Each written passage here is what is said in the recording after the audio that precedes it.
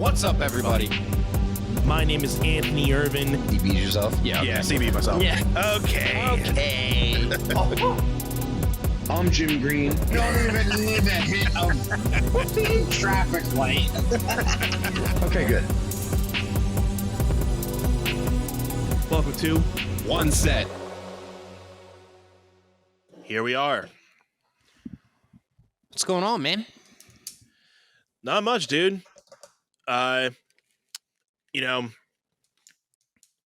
We had fun with that watch along with the Office. That was fun, reminiscing about some Office stuff.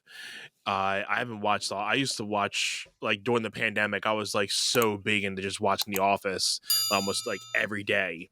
So being able to watch those 2 episodes, because I haven't seen those in a while. So that was a fun one to do. We hope you guys enjoyed that too. So Yeah, man. Yeah, I haven't watched. I've thrown on The Office a couple times, just like at random. And I'm like, and it's like if I'm on Hulu and I'm like, oh, what's on Hulu Live, and I see The Office, and it's like, oh, this is the episode that's on right now, and I pull it up, and I'm like, I've just been like, I'm not really in a mood for that one in particular, like that episode, because like there are definitely episodes better than others, but I also watched the show, like top to bottom in order, and I think it's just so well done in chronological order, that like right. jumping around is like, and that's why I'm like, for that show, when we do the watch alongs, it's like, let's do one from season 1 and one from season 2. And like, because at first I was like, well, do we want to just go to the finale? It's like, no, let's save that one. Come on, man. Yeah, you got to save the big ending for a big moment. Even though and the show's obviously been done for a little bit, but it would make more sense to start from like the early episodes and then work your way up if you really wanted to get into the gist of everything. Because I feel the early episodes of that show were the best, and then just like anything, they kind of, a series is at its prime in the beginning, and then, you start getting out of that, but then you're getting shows hopefully where they're just not rolling along, and you're like, okay, this is kind of how I feel like The Walking Dead was. Like, I feel back in its prime when like the Negan stuff was just going on, I feel that was the biggest prime moment for them. But then after, Rick left and all those, I feel they were just trying to hold on for like 2 and 3 years. And I was like, I'm out. Yeah. I mean, I was just talking about The Walking Dead again, this is Wednesday, August 16th. We're at 1:17 a.m. So when this comes out on Friday the 18th, it'll have been last Thursday the 10th. I was talking to a colleague of mine about like just shows in general. I was telling them about how I'm currently in the midst of like The Sopranos. I also just auto assumed about this episode getting published this week, but it might also be published. Okay. Anyway. Yeah, I think this is going to be for the 25th, but yeah. Yeah, that's fine. So, talking about how I was we're pre-rolling dates here, buddy. We're pre-rolling dates here, people.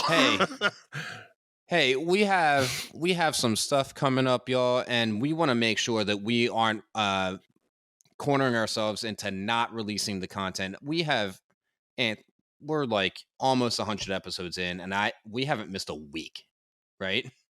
It's so fun to think, because we talked with Chris Pure Domenico on and he's only like our second guest that we've ever had, and he was saying, okay, yeah, I do this one podcast that's like once a month, and it's like, dude, we've been rolling once a week, like weekly for the last 85, we could say 85, 86 weeks at this point. It's crazy. Yeah, I mean, it's literally 20 months. 20 months we've gone every week. And when I say every week, I mean, we've made sure that we've timed our calendars out to be like, okay, we've got this, that, and the other coming up where it's like, we're not going to be able to record this week. So we need to like front load and make sure that we're good, which is what we're doing right now. And fortunately, I'm in a place where I'm fine and you don't have an infant yet.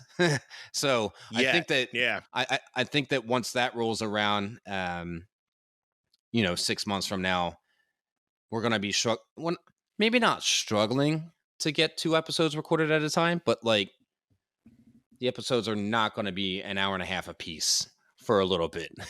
I don't think, unless we only do one at a time, which is that's fine. I mean, we jumped on here like 3 hours ago, and then hey, sometimes I have issues on my end, like technically, and I this time it was like Anthony had some issues, so we didn't actually start recording until like 11:30, and it was like we actually got on. What I think you sent me the link at like 10:10, and I was on by 10:15, which is like 10, which is early for us, right? Right, yeah, and then talk some business like we had to because we're ballers like that at this point, and then we got into everything, but. All right, Anth, we got to talk about Liquid IV here, the #1 powered hydration brand in America, now available sugar-free with 3 times the electrolytes of the leading sports drinks, plus all the 8 vitamins and nutrients for everyday wellness. Liquid IV hydrates 2 times faster than water alone. I know for me, with teaching, being active in the dance field, it has definitely made my job a lot easier. I feel not like a dried up sponge. Like I feel so hydrated and so good about myself using Liquid IV. Anth, how do you feel about it? Hey, I'm right there with you, man. Being a dad, a musician, we don't always think about hydration being our #1 thought all the time. So making sure you're hydrated is definitely key. And Liquid IV, like we said, hydrates you 2 times faster than water alone, with 3 times the electrolytes of leading sports drinks, plus 8 vitamins, the nutrients for everyday wellness. It's just convenient. I cannot rave about it enough. One of my favorite things about Liquid IV is just the convenience of it. I mean, I'm on my way to work. I got my bottle of water. I just rip open Liquid IV pack, drop the stick in, and I am twice as hydrated rather than just drinking water alone. And the flavors, man. We got to talk about the flavors. They just came out with 3 new flavors: white peach, green grape, and my favorite personally, the lemon lime. And we love the tangerine flavor. It's so good. It is just like summer right there in a nutshell. And one of the best things, there's no artificial sweeteners and 0 sugar with a proprietary amino acid allulose blend for a sweet taste without the calories or raised blood glucose levels you get from sugar. Liquid IV believes that equitable access to clean and abundant water is the foundation for a healthier world. They partner with leading organizations to fund and foster innovative solutions that help communities protect both their water and their futures. To date, Liquid IV has donated over 39 million servings in 50 plus countries around the world.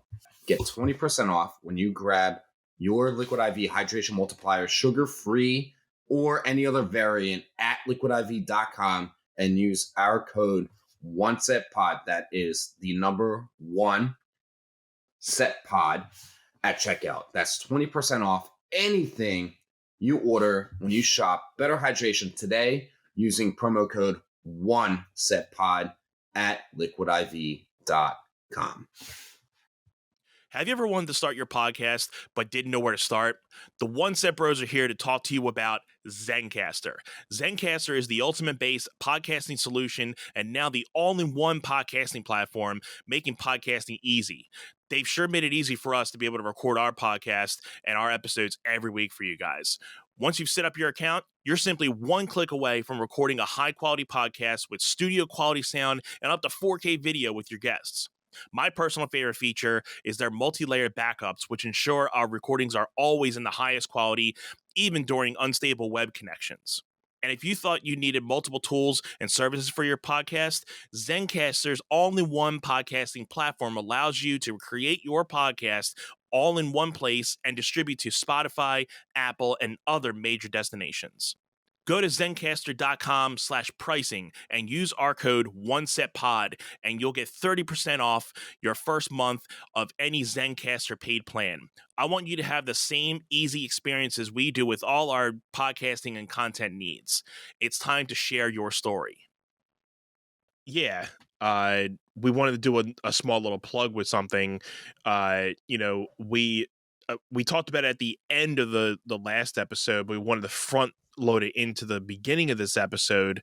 Guys, we just wanted to let you know that we've had a Patreon for the last couple months, but we had just been enabled to start a free tier on Patreon. We've always been trying to figure out how we can, maximize the amount of people, because we don't have the biggest audience in the world, but we wanted to give people the chance where if they don't feel they have the money range to really pay for a tier right now, we were like, well, what if we had like a free tier where people can just have some content or some type of thing to take advantage of, but they don't have to really be obligated to pay right now. They can always do it at another time. Well, Patreon has just put out for their content creators a free community tier. So, we are now going to be promoting that as our free entry for you guys to, get some perks and,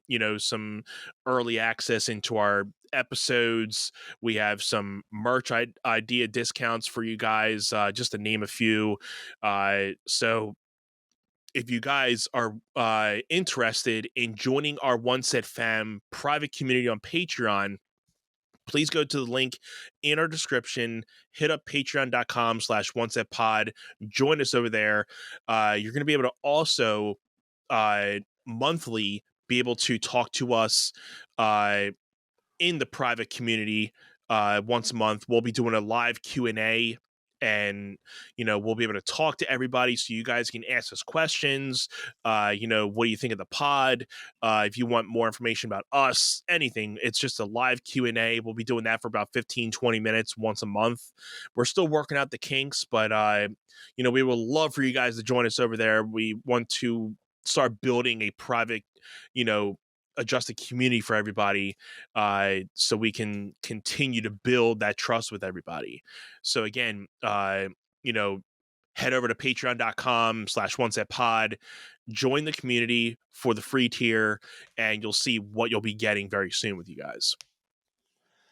Yeah, I think the the business we were talking about before, we between episodes, we are talking about how we're restructuring some of the Patreon offerings for everybody, and I think that some of the stuff that we're including into the free tier is going to be really cool. Obviously, we're not going to broadcast that until we have everything really set in stone. But yeah. And again, Anth, I know you and I have been grinding with the podcast, and podcasts, for those if you're listening way down the line, they don't happen overnight. It is a very I tell Anthony all the time, when Anthony's like, oh, we gotta get engaged, it's like, well, our favorite podcast that we listen to now, we didn't even sign on until they were a few years in. If not, Burr's podcast, he'd been doing for 14 years before we started listening to him religiously, right? So, and that's not that's not us. I knew he was a comedian, but I didn't even know he had a podcast until, so it's crazy. And that's not even us listening to him to study how he's successful at the podcast. He's successful at the podcast because he's famous. Okay. We get that. Yeah. But that's on a different level of being able to know it. But yeah, for sure. Yeah. Again, I know Anthony and I are so excited about this journey, and it's something that we like to do for fun. We do it because, one, we don't get to hang out like this without this. So, we text, throughout most days, almost every day. Mm-hmm. Maybe not weekends, because we're both busy doing the weekending thing, but yeah, during the week. We are in regular contact with each other. Sometimes we're constantly talking about the podcast, or sometimes we're talking about just like, being best friends and like real life stuff like that's going on, right? Yeah. But we are excited for those of you who have, you know, whether you've been along the way or you're joining in a little late in the game. We extend all of our love and appreciation to you, because I mean, we're just a couple of guys hanging out right here, and I think we get some hard knocks for like not having a specific reason for the podcast, and we kind of jump around and we talk about a lot of different things. So yeah, we plan on, there are going to be weeks where, they're talking about that, I'm going to skip this one. They're talking about that, we definitely got to tune into this one.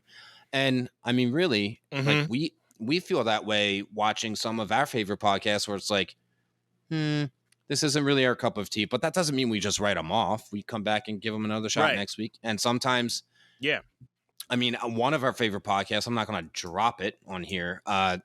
They like a lot of their, I'd say top 5, top 10 favorite moments were within the first 100 episodes. And then it kind of just became, all right, this one in every 5 or 10 episodes is like really cool or really funny. And then the others are like, all right, we're just listening to them, like, shoot. Whoopsie. So yeah, absolutely. Which is fine. Like, and maybe it's just happening with us in reverse, where sometimes people are going to be like, all right, they're just shooting a whoopsie.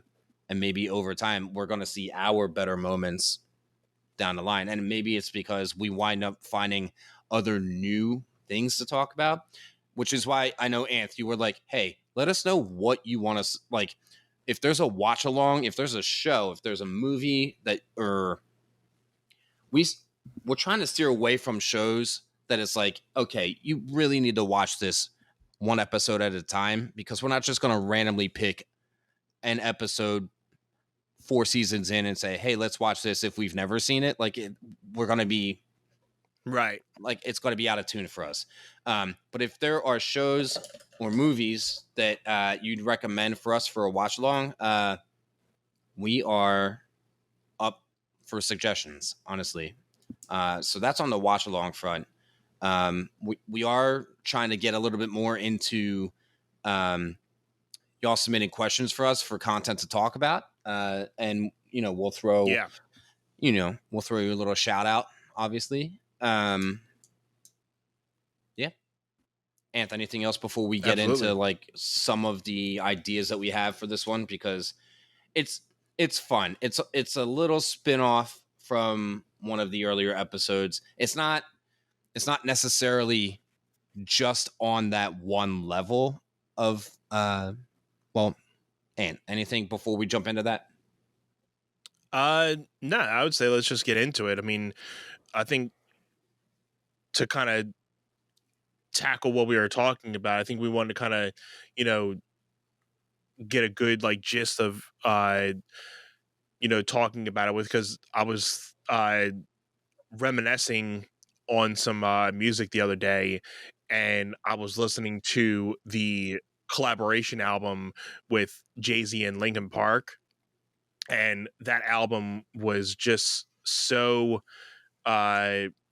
rare to see in that time, where I think the last type of collaboration that could have been somewhat similar that comes to mind was when Method Man and Linkin Park did like "And Together Now." That's almost like another like odd combination, even though I mean Fred Durst has that rap like rock type of feel to him, but having like the rockability and then rap in there too. You mean Method Man and Limp Bizkit? Yeah, what did I say? Linkin Park, because you were talking about Jay-Z and Linkin Park. So I was like, just to clarify, Method Man, because I'm like, okay, Method Man and Limp Bizkit. I just like how because like they took the rearranged music video and they segued that into the End Together Now video, I think, right? If memory serves me Yeah, correctly, because he's I like think so. drowning. Yeah, He's and he drowning at the filters end of into the thing. rearrange, and Yeah, then he filters into like the room that Method Man's just yeah. hanging out in. Um, Which let's talk about that real quick. There's not many music videos and songs that do that anymore. That have songs that like flow into each other like that. Like I don't really see yeah, many things like that anymore. And I think that was a awesome thing in the 90s where you had a lot of bands that were doing these concepts of uh almost like how Green Day, like their American Idiot album was like a concept album in a way where like it was telling a story throughout the whole album. And the whole thing with the Limp Bizkit album, I think that was the Significant Other album, right? I think so. absolutely. Uh, I think that they had a couple of those. I think that needs to be in my vinyl collection because I don't have a Yes. big vinyl collection, but I think for me, I mean, we were slowly becoming best friends about when that 1999 album came out. Yeah. Or 1999. No, that's the Ken Shamrock track on their Yeah. Significant Other. That's the one. I'm sorry. You did just say that. Significant Other. I feel like that was about when I was starting to graduate into like really enjoying rock music. Like I found that album definitely came out before Hybrid Theory, Linkin Park, because I know that they came out and I didn't really know who they were. And then that was like mid 8th grade for us. And then by the time I got to like 9th and 10th grade, I absolutely loved Linkin Park. Right. Yeah, because I mean, they kind of gave you a little bit of the hip hop, a little bit of the rock, and it was a good mixture of it. They weren't trying to, it was a good mesh of both. Yeah, and I think that with I think that like with Mike Shinoda in Linkin Park being like he was like the hip hop vocalist, and then Chester was obviously like the emotional, like had the voice to sing, but also could scream at some times where it's just like, dang, he's able to do both of those things. It was nuts. It's so upsetting that he's gone, man. It is so R.I.P. man. Yeah. And the thing with End Together Now is like they took like Fred Durst's like white rapping, and somehow it made sense with Method Man's rapping, and like because Fred Durst, like he was like, yeah, like being a Fred Durst, right? Because he almost has that comedic value to his rapping as well, a little bit, where like he's a little saucy, whereas Method Man was just like basically like, I got that swag, y'all ain't. Whoopsie. Like I got you covered, kind of like yeah. Like they weren't like NWO, but they were like more like groove type of thing, and they'll give you a little bit of like you said, they'll give you a little bit of sauce, and then you're like, oh, okay, that was a good line. Yeah, that jeez. I mean, chocolate starfish and the hot dog flavored water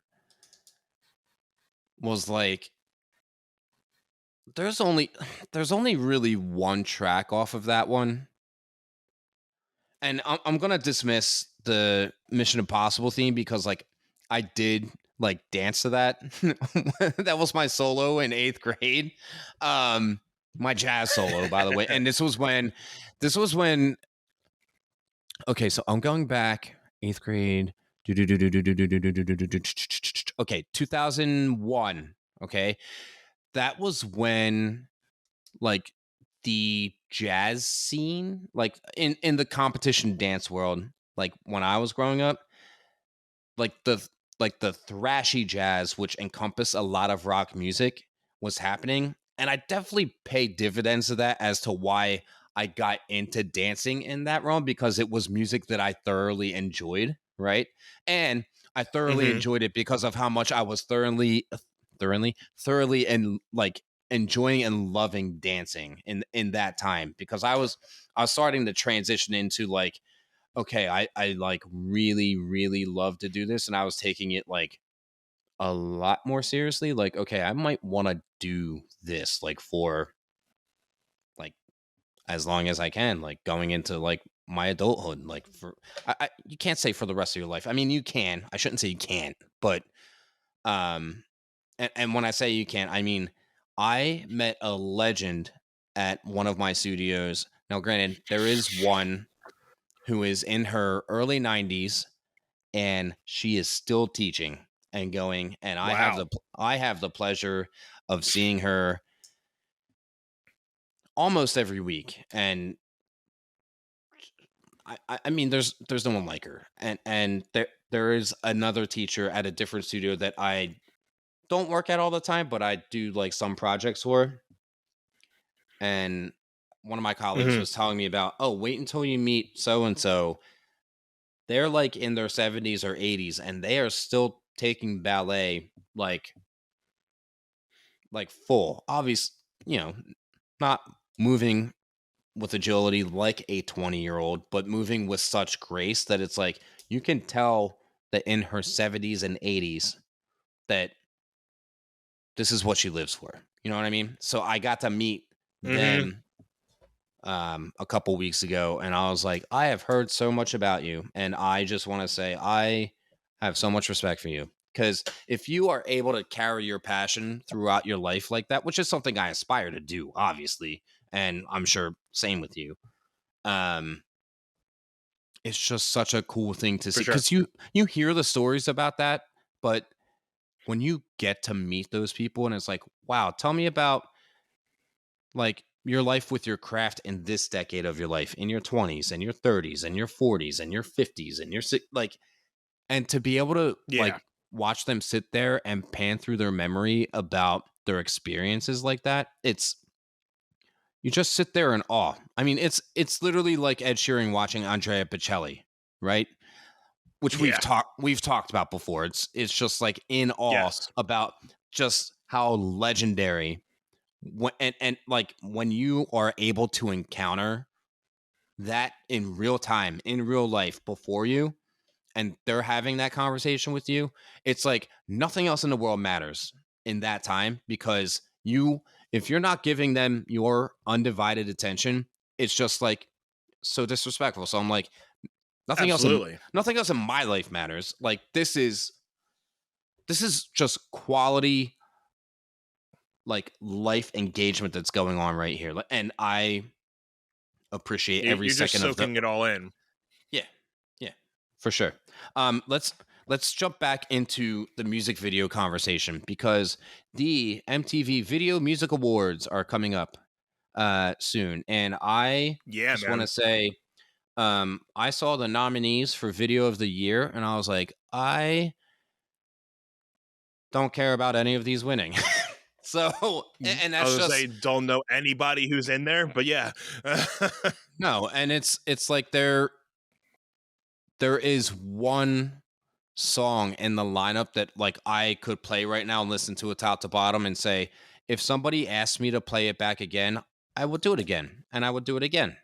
Um, I mean, I haven't gone out of my way to play it while I'm driving to wherever I'm going in months, because it actually came out last September. So it's almost like they intentionally released it after last year's VMAs to be like, all right, once this song settles in with people after the course of a year, we should see if it'll get the big W that we want. And I'm like, nah, because you're going to go up against Right. Taylor Swift and she's going to beat you, because she is literally just, Yeah.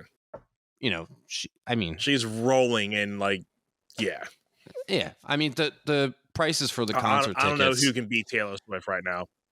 Nah, I mean, Beyonce's out there on tour. Like she's doing the world tour thing, and like that's fine. I think that what is important to acknowledge is Beyonce was already a made artist while Taylor was starting to come up on the rise. So now it's like, yeah, Beyonce, I'd say Beyonce is probably selling more tickets than say Justin Timberlake is at this point. But I feel like Taylor Swift has just surpassed to a level where, her work is still, I mean, I have kids at all the studios that I teach at still ask me to play her stuff, and I'm like, I don't even. There are less than a handful of Taylor Swift songs that I would actively play while teaching and be like, all right, this is a smooth listen. Otherwise, I'm playing it just because the kids. And when I say, like, when I'm teaching my acro classes and they're going across the mat and they're training, and I ask them, what do you want me to play? I don't do that often because I'm like, when I was growing up dancing, we never had that luxury. It was like, hey, I'm the teacher in the classroom. You're going to listen to what I play and you're going to like it. And if you don't like it, you can leave. And that is the difference between the 90s and early 2000s versus how things are 20 and 30 years later. So moving on from that, I asked them, I mean, especially, okay, to be fair, teachers back in the 90s and 2000s came with what they used to call cassette tapes and compact discs. So it was whatever they had on hand was what you were listening to. Now, with the internet just at our disposal, it's what do you want to listen to? And I could just play a song and that's cool. So I have to acknowledge that at least.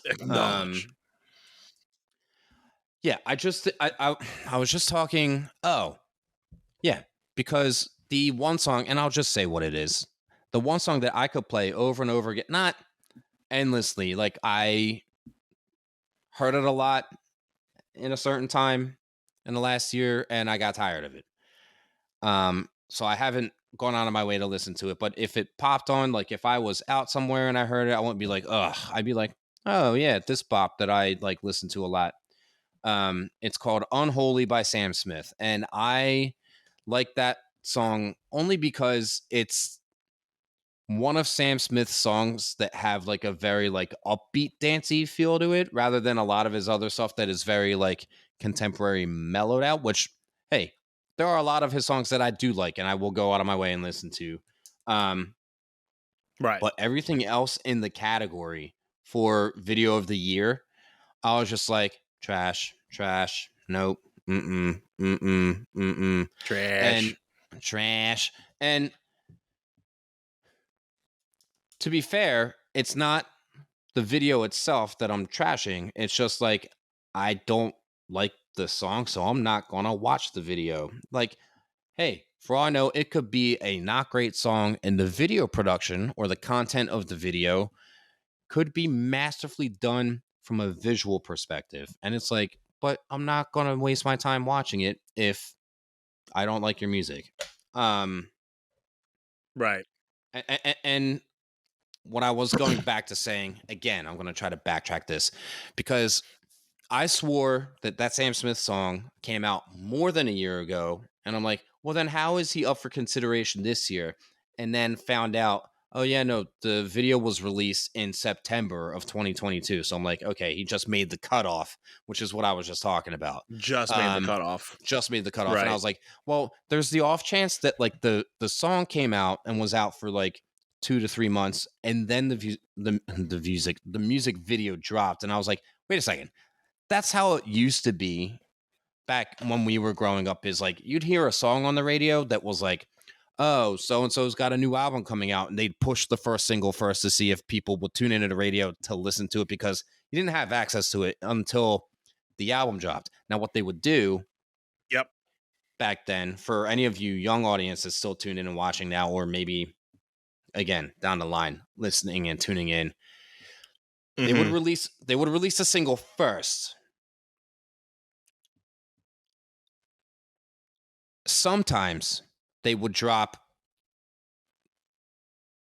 the music video for the single and then drop the album to Hmm. basically be like, okay, the visual representation of the single that we've been pushing for the first 2 to 3 months is now a thing. And that's going to say, oh, well, the album's dropping next week. And then they're going to be like, oh my God, the music video. And then the music video pushes the record sale. Right. Yep. And this Yeah, the is music definitely video something back that, then definitely had a lot more give to promoting albums than it is now. Like the music video is still a thing, but I don't think it hits as hard now because of the fact that we have short form content as the big catcher now. Like, the 15, 30 second to 1 minute videos, like what I did with my video was just cutting down 6 to 8 clips from that and just throwing it out there now instead of just trying to really get people to watch a whole 3 minute video. You're cutting down that whole thing into sections, throwing that out there, and then giving the chance for people to be like, hey, I like this little clip. Oh, it's a music video, let me go watch the rest of it. So the marketing schemes with music has been so twisted than what we were growing up. Like you were saying, the music video was what drove people to want to go buy the albums. And well, the music, like you were only able to really listen to the music on the radio. We didn't have the luxury of music streaming at the point. So you were only listening to it on TV or radio, you know? So, yeah. I mean, I think too, um, not just music streaming, but I mean, I think we have to really, really acknowledge iTunes because yeah. when you when you look at when you look at and there is a flow chart somewhere, I've seen it more than once I think in I have too. Yeah. you know what I'm driving at. If we're talking about the same one, I think, yeah. It's Yeah. it's over the last 50 years the top selling artists in the world. I'm sorry, I maybe shouldn't say world, or maybe it might be in America, either or. Hmm. But you would see the numbers, and I don't think that they were adjusted for inflation. I think that it was just like, hey, this is what people made in the mid 50s, mid 60s, mid 70s, mid 80s, and then as soon as you got into the early part of the new millennium and when the internet started, like, and when iTunes came out and it was like, oh, Yeah. you can go online and buy one song at a time, which, like, hey, let's not discount, like, they would release singles like on CD or singles and maybe like, oh yeah, hey, maybe let's throw them a second track that's off of the upcoming album to try to like get that song in their ears. You would get like cassette tapes with like maybe 1 or 2 songs or something, but then Yeah. like you would still wouldn't be able to access like, oh, I just want one song off of this album. Like that wasn't a thing until like iTunes came out, and you're like, wait, I don't Mm-hmm. have to buy the full album. I can buy this one. Oh yeah, so that, I mean, not that really hurt the music industry, but that definitely started making a wave of like, oh, I don't even have to buy a full album anymore, or I don't have to pay money to listen to something. I can just kind of listen to a preview of it, and if I don't like it, I can, not buy it, or if I like it, I can just buy that specific song. I don't have to go buy a full album to listen to one song. Yeah. So let's talk about that, right? From a business, like, mathematical standpoint, right? So Hmm. let's say you have one kid or one person that goes to the store and buys a CD for, what were they going for? And 20 years ago, 15. I mean, Yeah, it about depended. 14, 15, 16 bucks. Yeah, I mean, if it was 19 or 20 bucks, it was like your high end artist, right? And it was like, hey, we're charging this much because Yeah. people will pay for it because it's us, right? um, So Yeah. I feel like you will get one person that would do that, or I don't know, like I feel like one person could do that, and if they knew how to record from CD to cassette tape, like if you could go out and buy a blank cassette tape, like people would just find, like if a friend of theirs like bought the CD, they'd be like, "Oh, can I just record like like cassette record it?" Like if they I was knew how just to thinking do that. that, We used to do that too. yeah, You would yeah. just take the original one, burn a CD, and then be like, "Hey, do you need the CD? Here, I'm going to burn it for you. There you go. You don't have to worry about buying it. I'm going to burn the CD for you, and bam, there you go."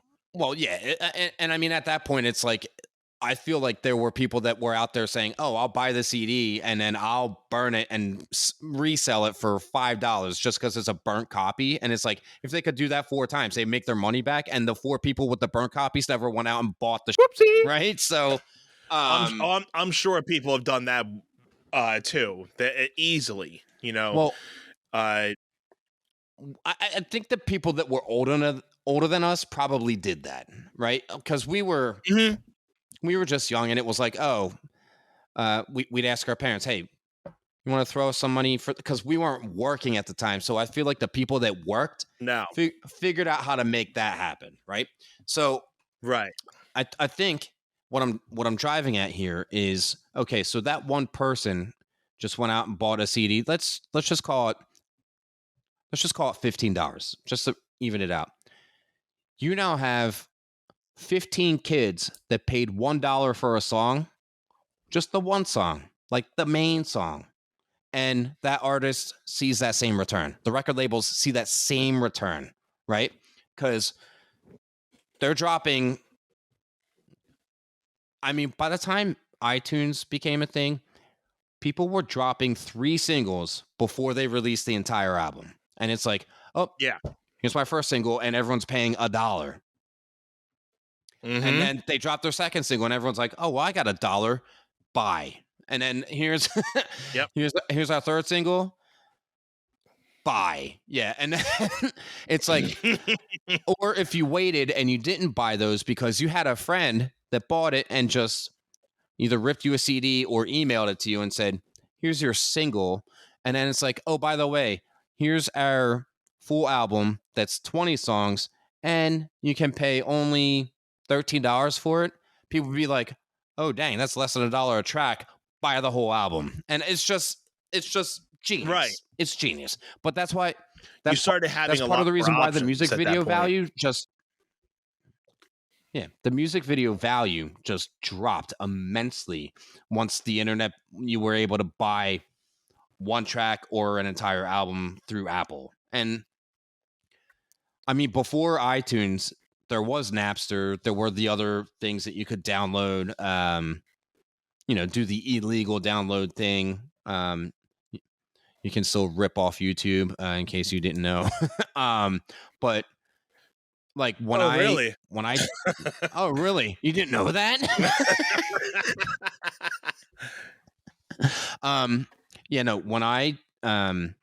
When I'm doing projects for studios that like they're taking, like I'm getting paid to set those routines and they're going on stage to perform, whether they're competing or it's in a recital, I buy the song. I buy the music because one, I want to ensure that the quality of the music is what it's supposed to be. Okay. If it's a DJ that did a remix of a song and it's only on YouTube, I'll grab it from there. Okay. But a lot of the DJs, Right. they offer the free downloads, and it's like, hey, come subscribe to catch more of my work kind of thing, and I'll go check them out kind of thing. But if it's something that I can't find anywhere else, I'm doing the figure out how to convert it from YouTube to MP3, and then I run into, oh, this still sounds like not great if I'm using it in a mix with the other songs, and then I have to play with audio tuning, which we kind of talked about equalizing in the last episode, right?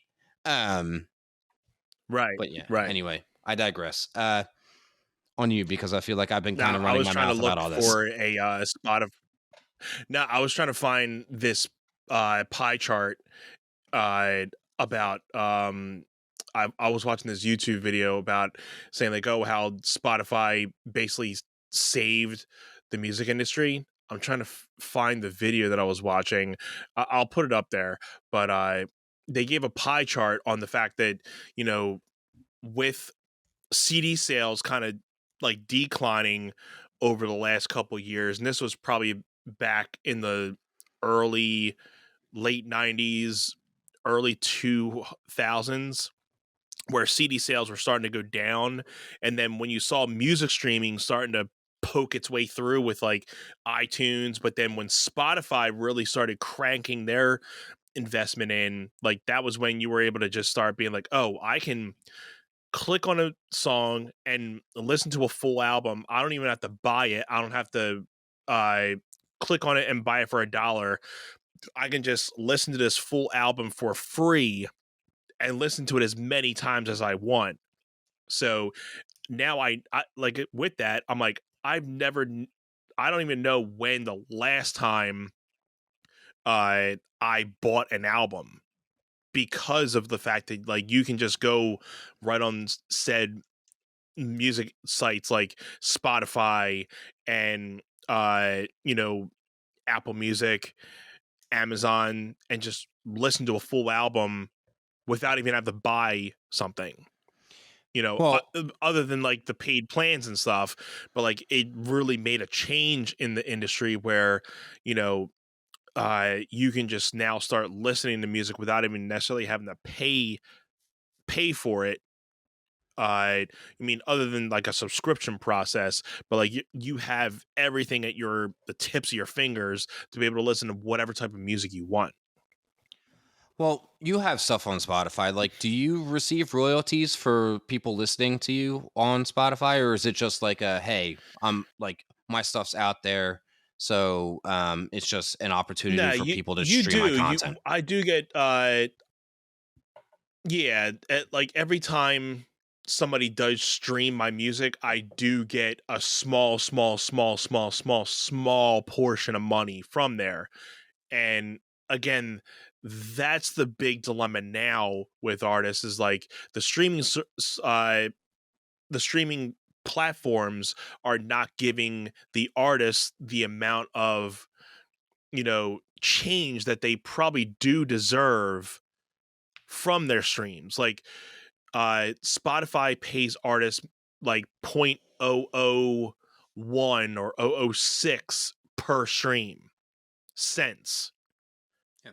You know, so, you know, with taking Taylor Swift for an example, and I was talking to my wife about this, the fact, you know, I was saying, like, do you know the reason why she re-recorded her albums? And the basic reason was the fact that she wasn't getting a lot of the residual, uh, you know, fees that she deserved from these companies like Spotify. She was getting millions and millions and millions of streams, but she's probably only making a couple 100,000. You know, when you're getting like millions of streams, you would think, oh, I should be probably making about a million off of these. You're probably only getting about 100 to 200,000 bucks from those streams, Yeah, and most of the rest is going to like she's not. Spotify and the bigger ups. So there has to be like some type of way to counteract these things. Well, and that's where there was a time. I mean, I don't know right now if Jay-Z has his full library on Spotify, but I feel like I know there was a time that like a lot of Beyonce stuff was not on Spotify, but I also feel like she probably got to a point where she's like, okay, Yeah, well, I think they're all I'm on also, Tidal now. yeah, I think that she got to a point where she's like, okay, I'm losing relevancy at this point. So like my library being out there is going to help push ticket sales when I do a world tour. Because if it's not there, then people don't have access to it. And people she can't expect this generation now to go to iTunes and be like, okay, I got to get all of Beyonce's albums and buy them. Like that's not a thing. Like Right.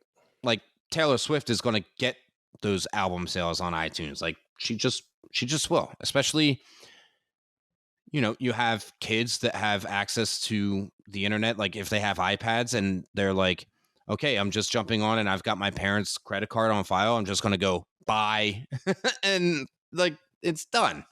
Right.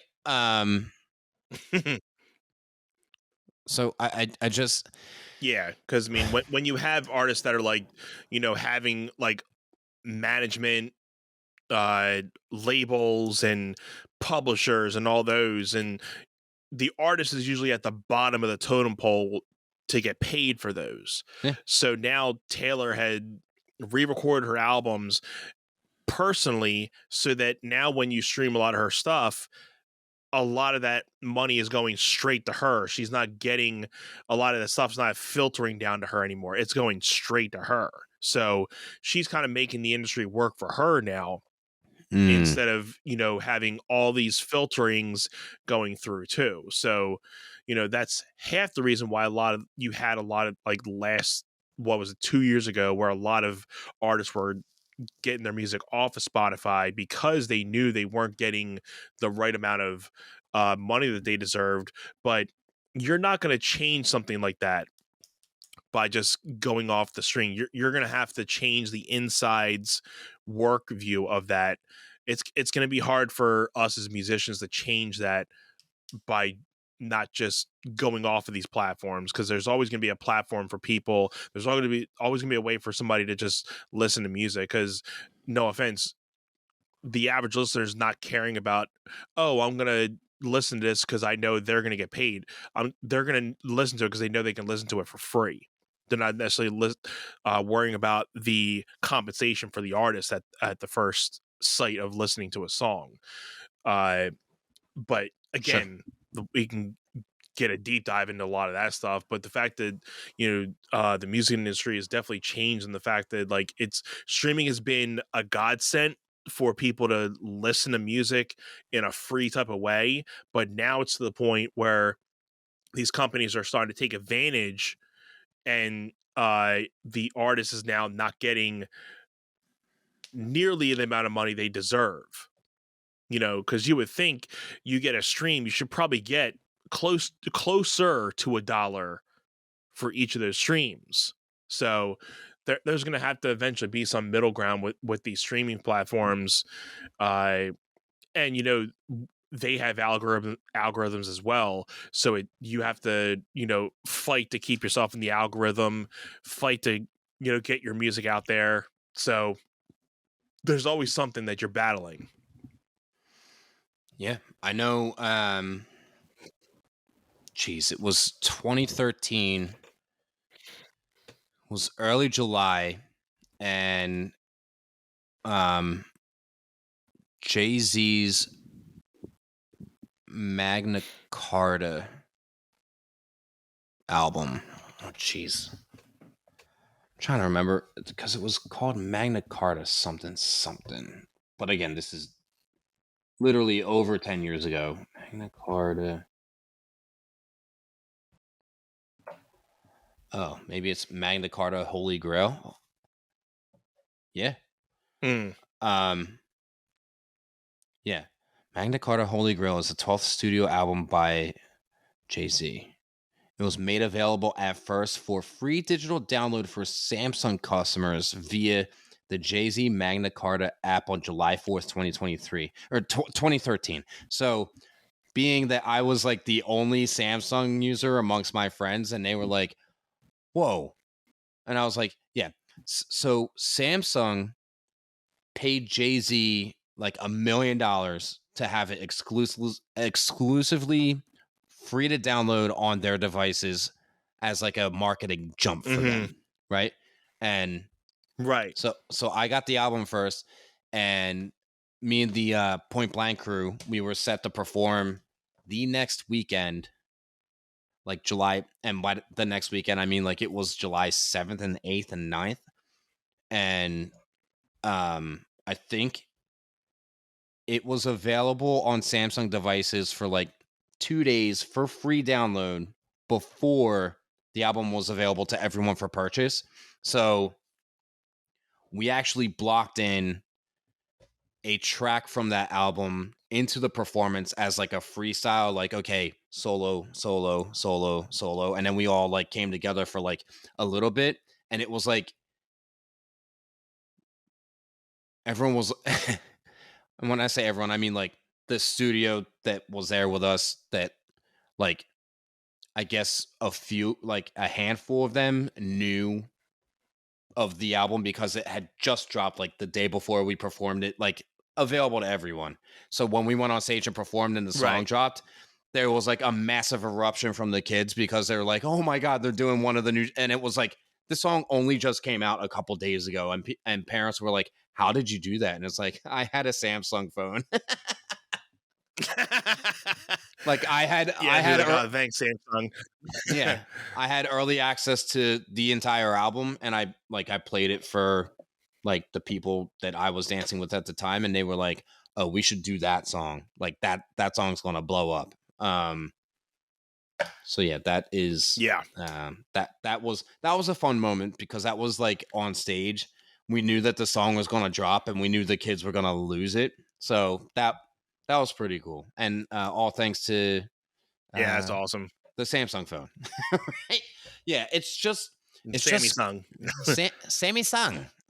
It's just so interesting to like process the conversation about how artists make their money. And so now when I hear like about how expensive concert tickets are, it's because they're not making money from like record sales like people used to make, right? So yeah, it's just interesting like to hear about how much I've heard like how much I heard like Taylor Swift concert tickets were, and how many of the kids that I heard were like going to see the concert. I was like, oh, you and all the rest of, because obviously you see videos online about like the stadiums being like super full, and it's like, all right, so the record sales aren't doing so great, but they're making that money off these concerts. The only other thing I can think of is like there are all the expenses that still go with it that I'm sure the cost for those went up, like the backup dancers, traveling them. How about the money that they have to pay to the venues that they're in? I mean, especially her that's doing, Absolutely. stadiums, like football stadiums. Like, yeah, it's wild. So as much as we're like, wow, they're making all that money because the ticket sales are selling out much like more. 3 nights of those things, which is nuts. Yeah. I think she was at the Link for 2 nights, but she was 3 nights, right? At least 2, and I know she was at MetLife for 3 nights up in North Jersey. So, just crazy to think. Man. I mean, like I said, I'm not the biggest Taylor Swift fan, but you gotta respect the level of stardom and that she's at right now. She's on another level. I don't know that there is anyone on her level right now. I think she's probably the it person at the moment, right? Yeah, because I didn't see I didn't see anyone else on that VMA video of the year lineup, and I was just like, oh, they might take it. It's like, oh yeah, and finally Taylor Swift, and I was like, well, it's probably her. Cheyenne said the same thing, and I was like, yeah, because I don't know that anyone is literally on, like you said, her level of stardom right now. And hey, right? I don't love a lot of her music. I do like some of it, but I'm not gonna sit here and knock her either and be like, oh, I can't stand her. Like, good for her. She's been relevant for 20 years now. Like, crazy to think, 20 years.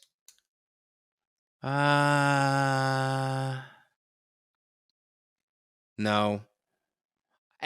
Okay. Confidently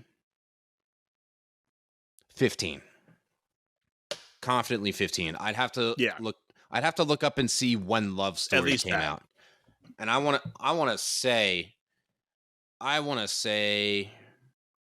it was 08 or 09. And I'm just going to do this fast, so it's not going to eat up too much time. Love Story. Yeah. And while you're doing that, kind of going back into the VMAs, I was kind of scrolling through some of the categories, and again, I always like to see like the best rock category to see if there's any, new bands coming up. But there's 6 nominees for it. We got the Foo Fighters with The Teacher, Linkin Park with Lost, Mainskin with The Loneliest. I don't know that band. Metallica with Lux Eterna, The Muse, or Muse, You Make Me Feel Like It's Halloween, and Red Hot Chili Peppers, Tip of My Tongue. If I were to guess, I think it's either going to be between Linkin Park and Foo Fighters, because especially with Taylor Hawkins passing away, I think, and not trying to say just because of Taylor Hawkins, the Foo Fighters have a chance, but I think, Metallica usually doesn't do good at the VMAs. I think they've passed their prime with the VMAs. They really didn't take too many VMAs home. They especially the VMAs, metal hasn't really done too well in the VMAs from what I remember.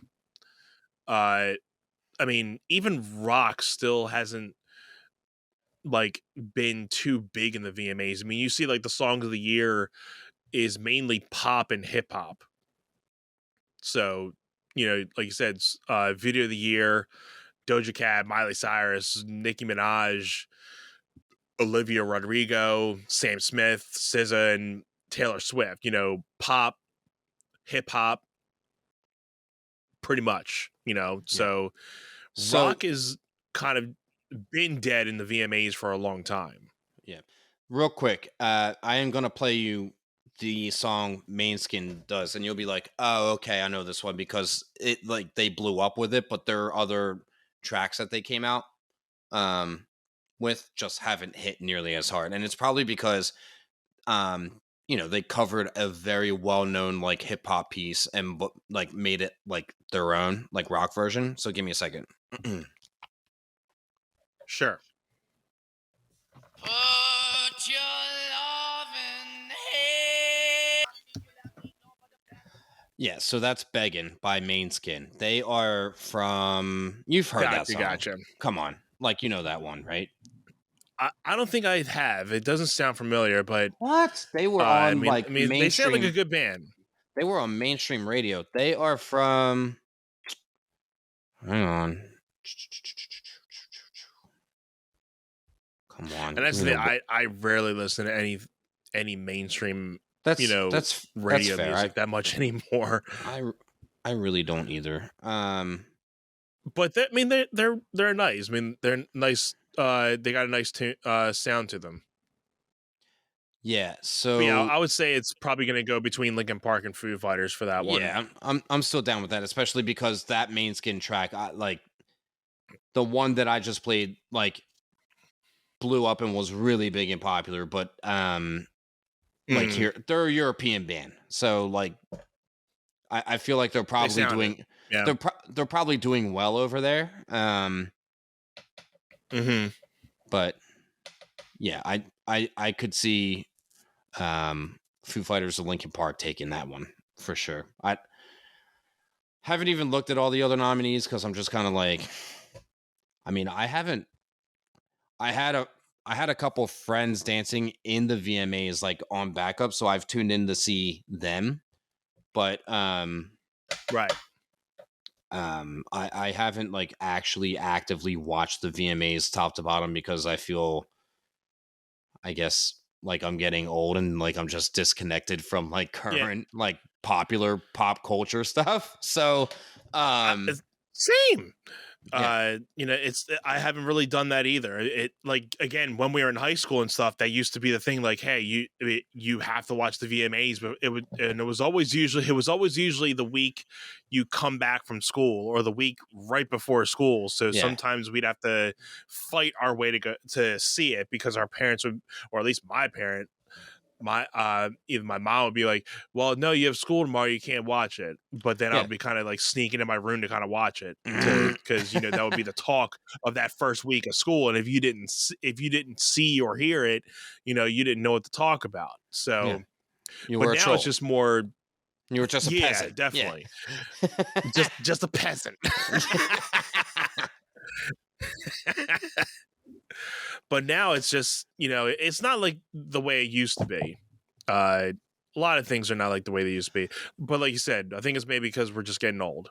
But yeah. Well, it's also just music videos aren't relevant the way that they used to be, which is driving us back to the beginning of this conversation to begin with. Like, Yeah, full circle. Yeah, music videos were like they pushed record sales, so I feel like there was such a huge. There used to be world premieres of music videos that people would be like, okay, Sunday night, 8 o'clock, I'm watching, and it would be like NSYNC's pop music video that they released that on a video, and then everyone would call into the radio station, hey, I want you to play this. Hey, I want you to play this. Hey, I want you to play this. That's when radio was big. They had a show called Making the Music Video. How much more can you get of that? They gave you the whole show of making a full video production. Yeah, it would. Yeah, and then they would do the world premiere at the end. Mm-hmm. And it drew ratings, obviously, and it sold records, like for sure. Like, yep, it's just not that anymore. It's, hey, did you hear Taylor Swift's new single got released on iTunes? Oh, just go buy it and listen to it. Like, you don't even need a music video because it's just so readily accessible to everybody, Right. Dude, things be changing, man. Is there anything else that we want to touch on? We had like these other things in mind to talk about, but we could honestly save them for our next recording because if we get definitely. I actually want to take notes on this stuff and build an entire episode around that, because if we get into that, you'll be up until 3 because it's now 2:17 in the morning. Yeah, we got into a couple rainy rants, but it's all good. We had fun, and like you said, before we get out of here, just everybody do us a favor and like this video on YouTube, subscribe to us. Hit us up on Facebook, Instagram, TikTok at One Set Pod. Follow, subscribe on YouTube at One Set Pod. Hit us up on the Gmail. And again, we'll plug the Patreon. Join our free tier community over at patreon.com/OneSetPod.